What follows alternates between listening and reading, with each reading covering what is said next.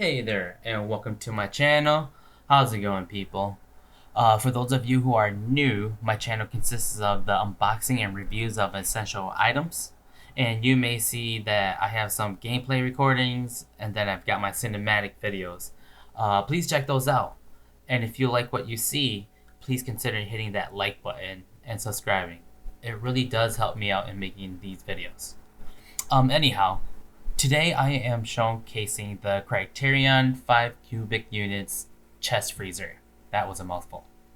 Anyhow, I recently bought this chest freezer from Menards, and I wanted to make this video so that the viewer can visualize this chest freezer before purchasing it. Because I know when I was initially looking for a chest freezer, uh, a freezer with a video, it helped me out tremendously in gauging the size and just seeing how deep it was and some of the features on it.